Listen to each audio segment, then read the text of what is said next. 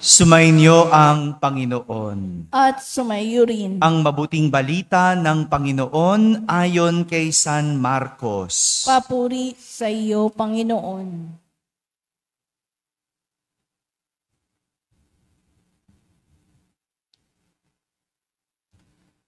Noong panahong iyon, si Herodes ang nagpahuli, nagpagapos at nagpabilanggo kay Juan dahil kay Herodias.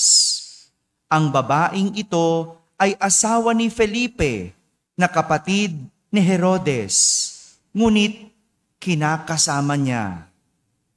Laging sinasabi sa kanya ni Juan, hindi matuwid na kunin ninyo ang asawa ng inyong kapatid.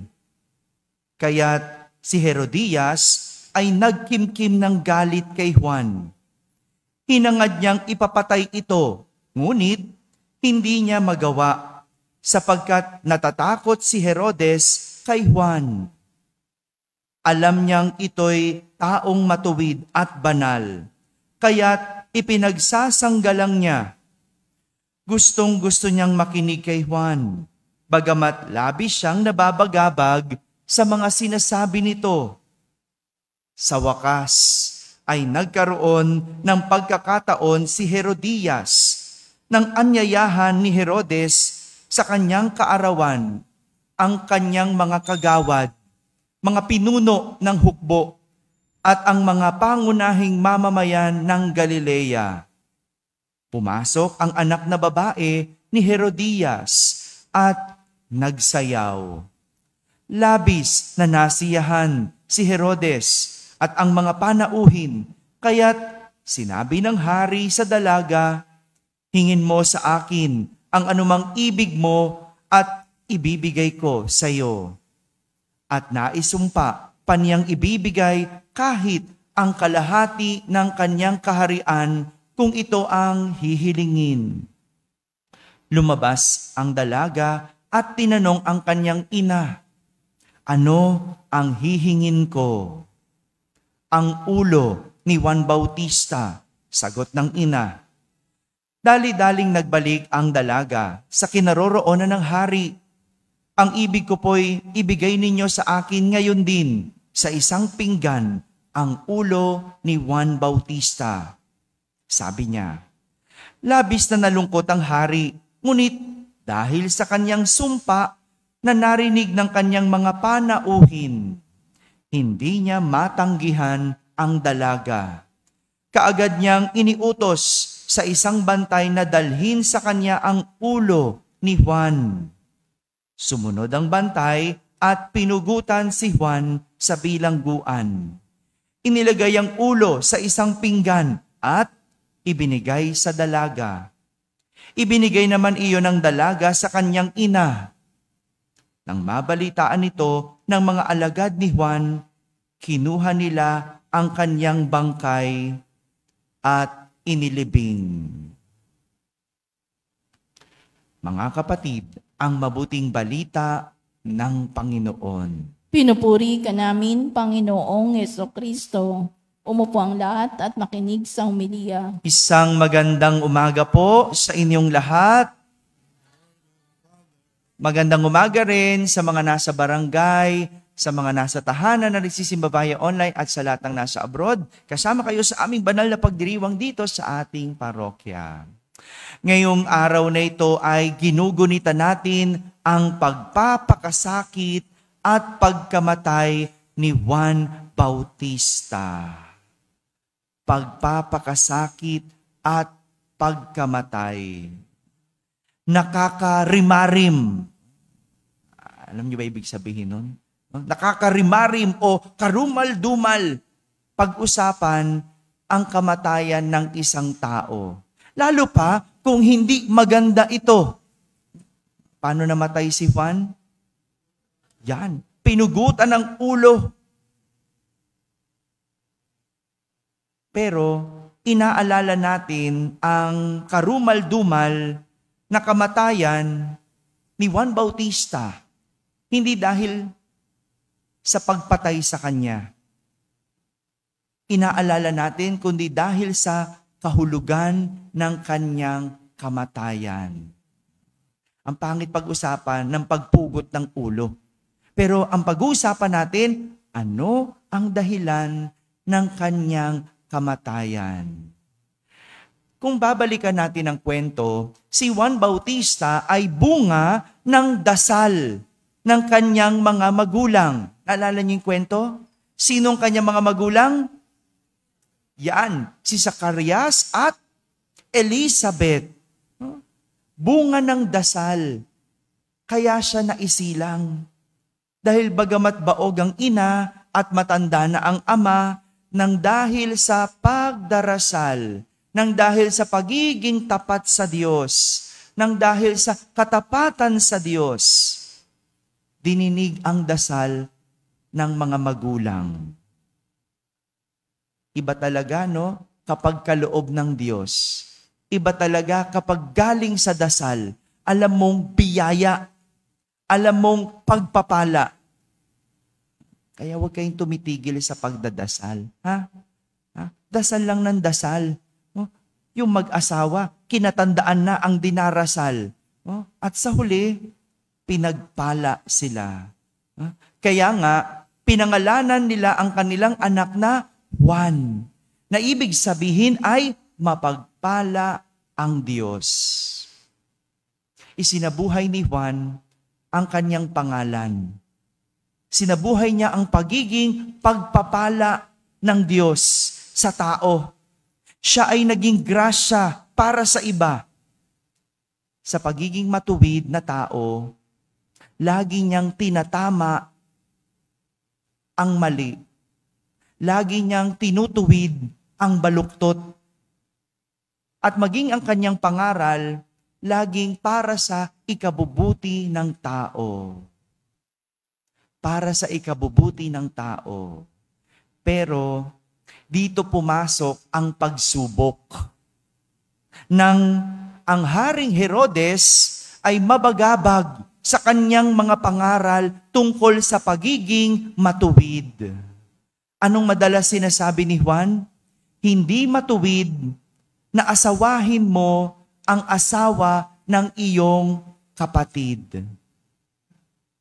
Kahit hindi asawa ng kapatid mo. Ang asawa ng iba ay asawa ng iba. Ang pagmamay-ari ng iba ay hindi mo pagmamay-ari. Kaya hindi mo dapat ito kinukuha. Malinaw ba yon? Kahit sa anong bagay yan. Asawa, pera, kapag hindi sa iyo, huwag mong kukunin. Maliwanag. Yung mga nangunguha ng may asawa dyan, yung mga nangunguha ng pera ng may pera, gamit ng may gamit, yung ginagawa yon, hindi yan matuwid. Kaya nga ang pangungurakot, hindi yan matuwid. Hello. Ang paglustay sa pera ng hindi inyo, hindi yan matuwid. At dahil dito, nabagabag ang hari. Kasi siya yung tinutuwid. At dito natin nakikita na hindi lahat ng mabuti at matuwid ay tanggap ng mga tao. Tama? Tama. May iba kung sino pa ang gumagawa ng masama, sila yung unang apektado. Ang hirap maging matuwid. Kapag tuturuan mo ang baluktot, yung baluktot pang galit, di ba? Kapag ako nagtuturo sa mga server natin, sa huli, alam ko, nakakarinig pa ako ng bulong-bulong . Masama pa loob, kaya minsan napapadalawang isip ako, sasabihin ko pa ba? Baka hindi na mag-serve to . No? Di ba? Sasabihin ko ba bang saserdote, hindi saserdoti? Baka hindi na mag-serve . Di ba? Pero, ganun . Kailangan mong ituwid, pag mali, pagbaluktot. Mabuti na lang, hindi nagpatinag si Juan. Ito yung maganda kay Juan. Kahit na siya ay kinulong, kahit na siya ay binugbog, pinanindigan niya ang kabutihan hanggang kamatayan. Hindi nagbago ang kanyang paniniwala. Hindi nagbago ang kanyang mga pangaral.